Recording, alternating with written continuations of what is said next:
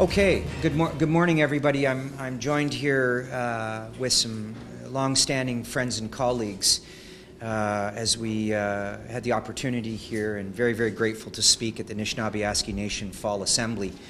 I want to thank in particular Grand Chief Alvin Fiddler, a relationship that we have refocused over the past year and a half and been able to break through in so many instances, as rather unfortunately some communities have faced crises. We've been able to effectively work through those and of course, as importantly, build the kind of partnership that puts Nishnawbe Aski Nation at an important table for any kinds of legislation, any developments, economic or otherwise, particular to a given community or the Nishnawbe Nation writ large. As I mentioned in my own speech, we were putting a particular focus on economic development. We believe that the potential in those communities for things like road access, for the development of Watay power, for corridors that will open those communities to new opportunities to benefit the social, health, and economic aspects of the communities is a top priority. Requires a unique perspective, and I have that unique perspective. As I said earlier, the opportunity, the privilege to have lived and worked in many of the NAN communities over the years. I've developed extraordinary friendships to this day. Some of them I call the best of friends, if not family. I want to congratulate, for the purposes of today's announcement, 6 NAN communities who will be receiving funding through Ontario's Indigenous Economic Development Fund grant program. These 6 communities have successfully applied for funding to support economic development projects within their community. As communities look to plan their economic futures, Ontario is proud to provide support to help make those plans a reality. So today I want to congratulate Fort Albany First Nation. They'll be receiving a $100,000 investment to provide opportunities for members to develop their entrepreneurial skills and knowledge and start new businesses. Moose Cree First Nation for receiving a $100,000 investment to create a detailed project plan to open a cooperative. I know where those plans lead, Alvin. They lead right to a project, and I'm pretty sure that we'll be in a great position to support it at that time. Webequay First Nation, of course, poised and showing great leadership in building what we hope will be a corridor for prosperity. They'll be receiving a $100,000 investment to assess the feasibility of a co-op store model as we look to address the opportunity for food security in those northern communities, but as well to grow an increasing ownership. And I think it's high time in a more economically beneficial arrangement for the kinds of businesses in those communities. Mo-Creeback Iud will receive $100,000 towards optimizing future community opportunities related to fiber optic network. And in fact, outside of this fund I'm announcing today, we will be announcing a number of new fiber optic upgrades in a number of communities through the Northern Ontario Heritage Fund. We recognize that the reality is, and we're getting older, well, we think of roads, the younger generation think of highways, information highways. And these, I think, reflect the priorities and where the puck is headed and where we ought to be. So we'll continue to make those investments. Niskandiga First Nation will be receiving $90,000 investment to update the First Nations Economic Development Plan and set up an Economic Development Corporation. I couldn't be a bigger fan of these ECDEV corporations. If municipalities can have them, so should Indigenous communities.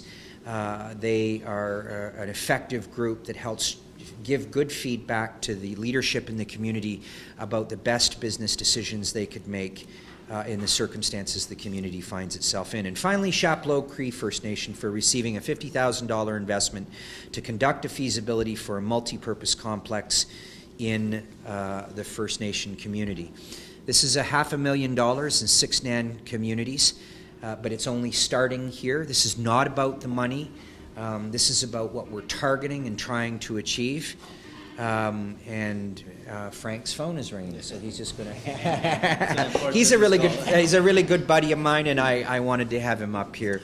He's done so much work on Watay Power, and I'm sure our questions will head that way. And I wanted him to to be here. But this is important funding, and there are myriad other announcements that we have made and will be making in the near future to ensure that the Indigenous communities in the NAN territory are given a full opportunity to participate in the opportunity to move towards prosperity for all of Ontario, to work together and to build this together, and in resetting these relationships, building relationships that matter and that can change the fortunes not just of an entire community, but of the Nishnawbe Aski Nation territory. So with that, I'll close my remarks, and I'll turn it over to Grand Chief Alvin Fiddler.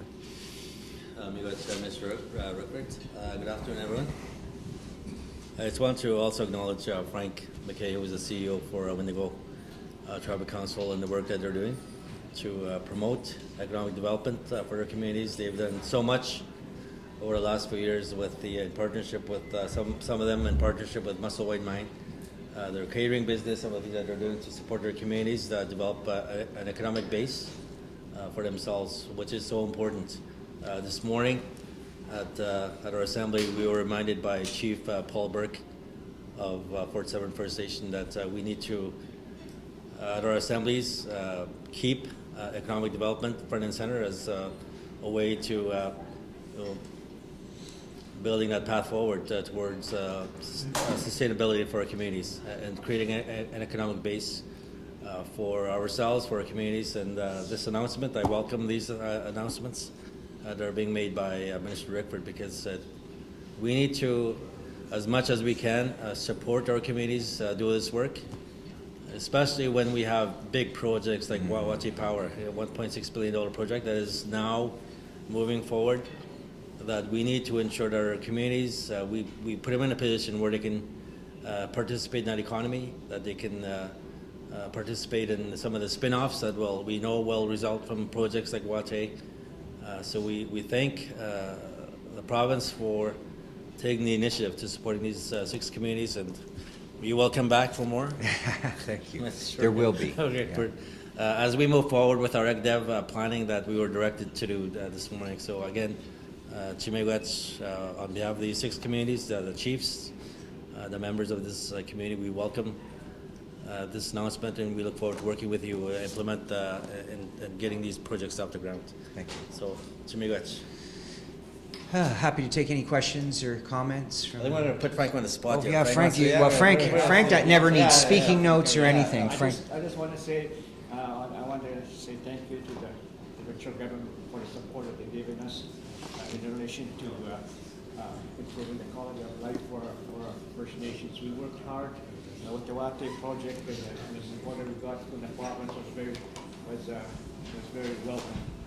And the other projects that we're undertaking is that we're in discussions in the planning of all season roads, in which we got support from the provincial government to move forward on that. We finished our routing study. Now we have to go back to communities to present that report to them.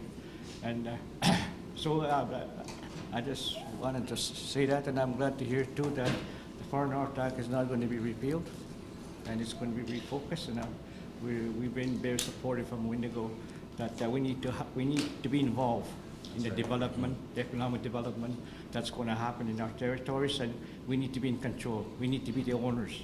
We need to be the proponents, and so on. So we will continue to work with the province on these initiatives. Thank you. Thank you. Thanks, Frank. Thank you. Yep. Thanks, Frank. Thank you. Okay. I'll do best here with the microphones. Frank will answer all the tough. Frank will answer all the tough questions. Frank will take the hard questions. We'll take the softballs. Yes. We'll take. Is this a better format, or would you prefer a scrum kind of thing where you can make your sound checks, folks?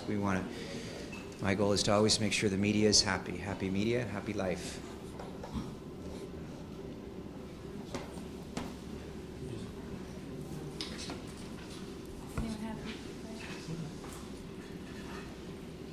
We'll talk loud too. Oh, that is okay. Good. All right. Yes, go ahead. What's the latest on transportation services across Northern Ontario? Well, as I said in the fall economic statement, we're taking a look at all the kinds of options to ensure that people across Northern Ontario have access to the kinds of transportation services that some other parts of Northern Ontario have, particularly Northeastern Ontario. I'm not going to preempt any final decision making that we have, but I have long called for, in the wake of Greyhound bus services pulling off the Trans-Canada, I saw this as more of an opportunity, given the long and painful retreat that they made. The fact of the matter is that that bus service, outside of some parcel delivery, was not giving passengers in Northern Ontario an opportunity to travel safely. This matters to the Indigenous communities. Some people, it's all they want is the flight to Sioux Lookout and look for a safe and affordable option if they're doing personal travel to places like Thunder Bay. And of course, for medical travel, some people just prefer to be on wheels on the ground. So we're taking a look at options with our private partners in the region, and the role that the Ontario Northland Transportation Commission options they have, and that's all I'm going to tell you for now. Thank you. My question is for Grand Chief Fiddler. How significant are these announcements today for each of the individual communities? I mean, we were looking at feasibility studies for co-op stores and communities and a multi-purpose complex. What do these projects mean to the individual communities? Yeah, thank you for that question. It means a lot because we know that currently EgDev, whether it's from MINAC, funding for EgDev or funding for projects like this are not virtually non-existent. So something like this, what's being announced here, is significant, and that it will help communities start that planning. Not just these projects. I probably should look at them as more like a seed money. To move on to bigger projects. So I think this is significant for these 6 communities. It will allow them to start that planning and hopefully move on to bigger and even more regional projects.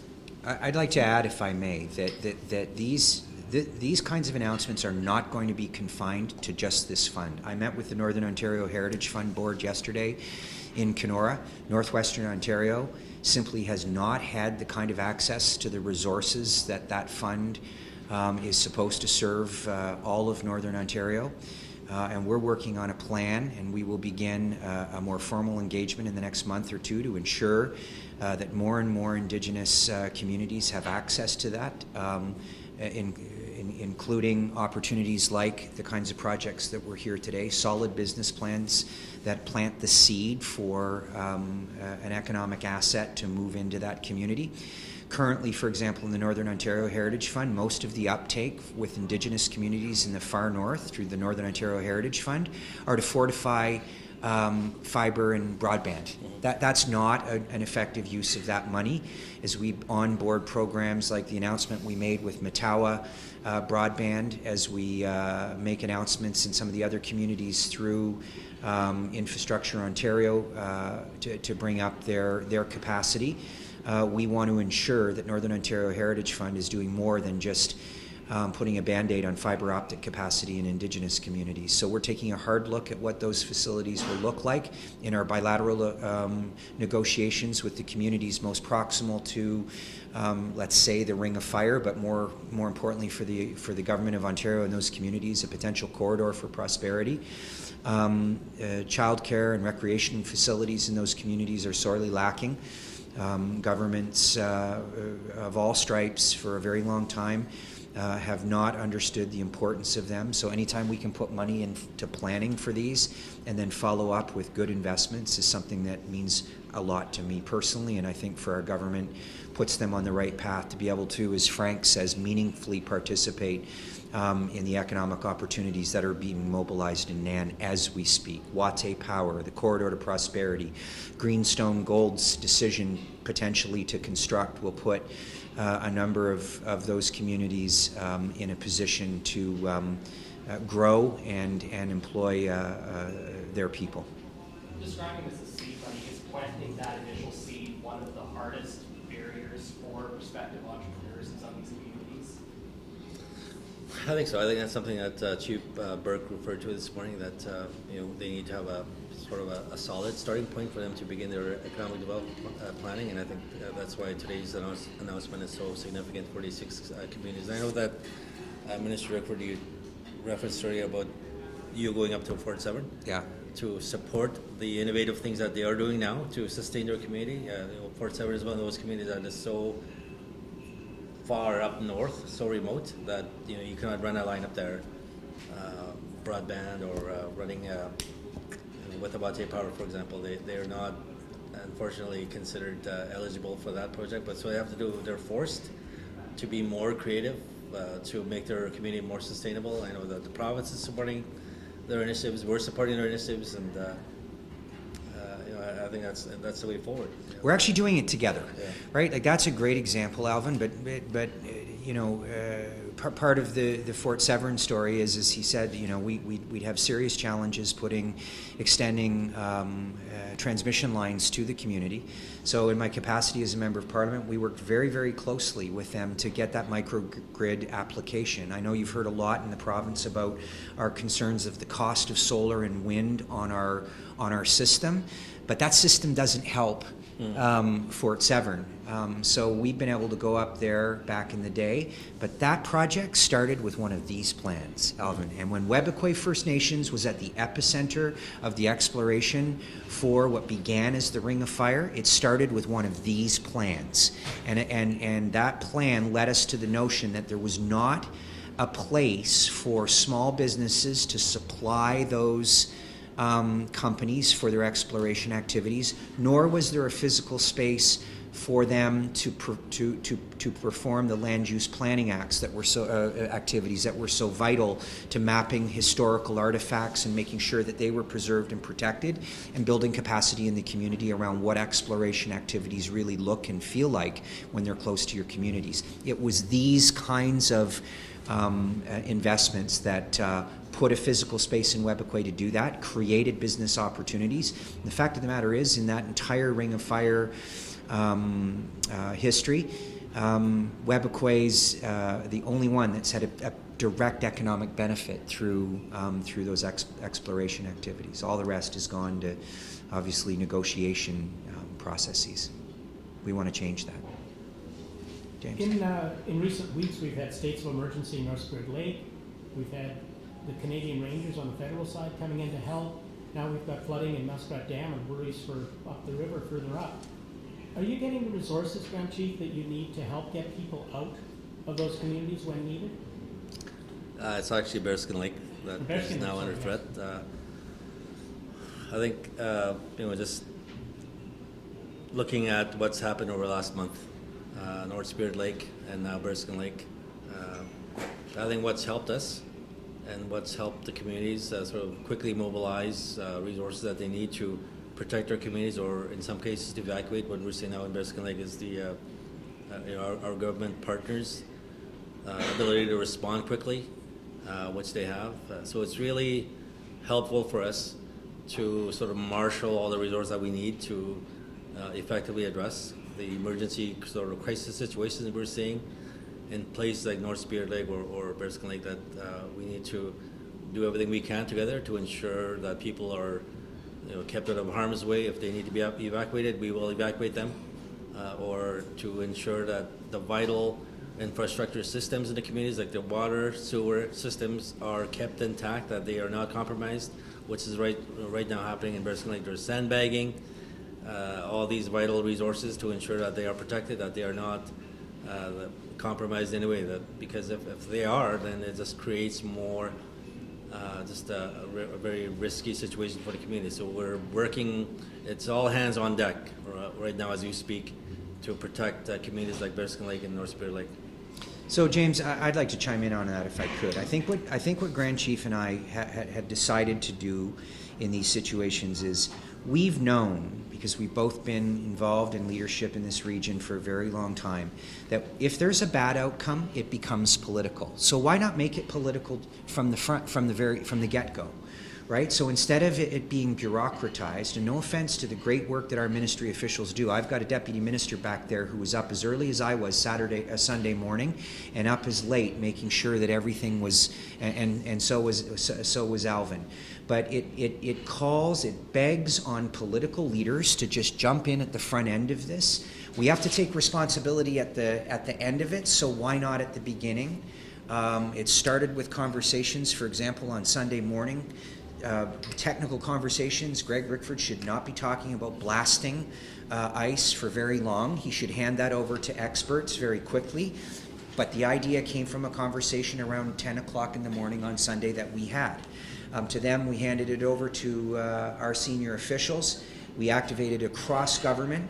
And once we were finally able to contact the federal government and get some sign-off on some additional assets that we thought were appropriate for this kind of scenario, the process went off almost without a hitch, and the leadership in the community was pinned down, but they had direct access to me throughout the day. I held conferences directly with them. I know Alvin did. In fairness, Saul Mamakwa did. And Frank. And Frank, yeah, that's right. We moved everything out of the way to focus on that. And so I think that's the way that it has been done over the past year. I'm not sure it's always been done that way or that successfully, but that's the approach that we intend to take.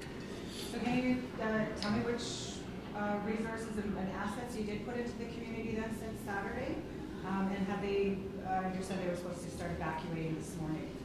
That's right. So, do you want me to take a stab at that? Oh, Immediately, PEOC officials or an official was put on the ground as quickly as possible. I believe that came in around Sunday afternoon, late in the afternoon. While we mobilized the Ministry of Natural Resources for the transportation of sandbags into the community, Canada Waterworks to assess and decide whether they would, once they landed, whether they would sandbag around the wastewater treatment plant and potentially shut it down. Quickly a road washed out to the southern part of the community, so there were sort of, I'll call them neighborhoods, but there are two sort of areas that were cut off from the main community and established if a fixed wing helicopter could come in. So that asset was brought into the picture of the discussions and how it would get in there at least by Monday, and I can't say for sure. And then as well, we were in evacuation mode, so we were coordinating the entire community's move to Kapuskasing. Very shortly after that, a decision was made to hold the evacuation because the water flow was I guess diminished a little bit, Alvin, or headed in a more away from the community, but that changed. And the evacuation began in earnest, and people were moved out yesterday. Finally, technical experts were brought in for blasting, to assess the ability of blasting. It was communicated to the leadership of the community and to us that was a longer process. It wasn't you can't just go in there and blow it up, but that they would be understanding whether that was possible or not. So I don't know if I missed anything. Yeah, and I think the idea of using dynamite, for example, as a way to sort of unjam the ice block was considered for a while. I think it's off the table now. I know there was concerns that were expressed by Chief Burke and the people of Fort Severn, even though they're further down the river, that there were concerns about the flow of water, the amount of water that they'd be faced with if that were to happen. So I understand, based on the aerial flights that they've done yesterday, that the water on one part of that rapids is flowing again. So which sounds hopeful. I'm hoping that that the river will continue to flow through that one little channel that's now opened up, and that. But still, I know that Chief Roger McKay and the council have to make some very difficult decisions to ensure that they protect their membership, to keep them out of harm's way. And I know that's why they made that call yesterday to begin the today, which is probably happening right now as we speak. So did they make that decision against any advice from you guys? No, I think I think our role was to give them Not at all. the most accurate information that we can give them so that they can make an informed decision amongst themselves as a council. I know they had some community meetings and through the community radio station that they were on to communicate to let the community know what was happening. And I think based on the feedback that they were getting, that's when they made a decision to begin that first stage of the evacuations to get the elderly people, the most vulnerable members of the community, the babies, the young children out of harm's way. Thank you very much. We have 1 o'clock meetings. That's fine. Are there any other questions? Not all media outlets had a chance here. Yeah, Grand Chief, I was just wondering, have there been any determinations made as to whether we'll get any evacuees here? As far as I know, Thunder Bay was not an option. I'm not sure if they indicated to PEOC that they were ready. The first option was Kapuskasing. It's become more, the sort of an expert hub to house evacuees.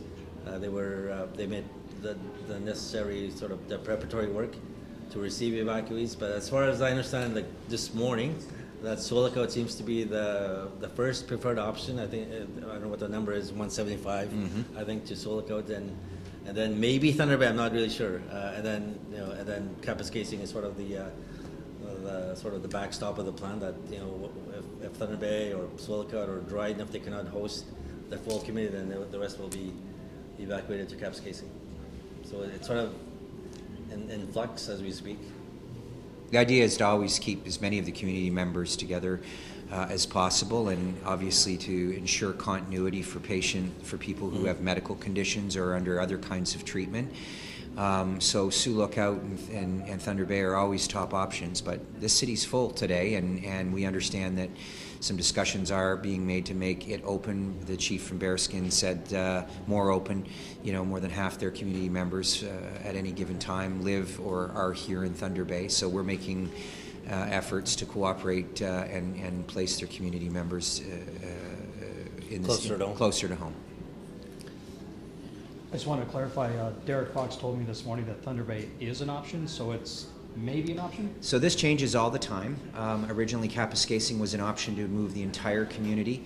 Again, we listened to the communities and our great senior officials at Indigenous Affairs started to work with people here in the city to understand whether Thunder Bay could open in a day or two, and Sioux Lookout then had capacity, and as well NAN, in fairness, started to understand that there was an opportunity to move a critical mass of folks to Sioux Lookout, and that in a day or so, given the chief's decision to delay the evacuation, gave us an extra day or two to work with to open up Thunder Bay, and we expect that some folks will start to move into Thunder Bay. Thanks very much. All right.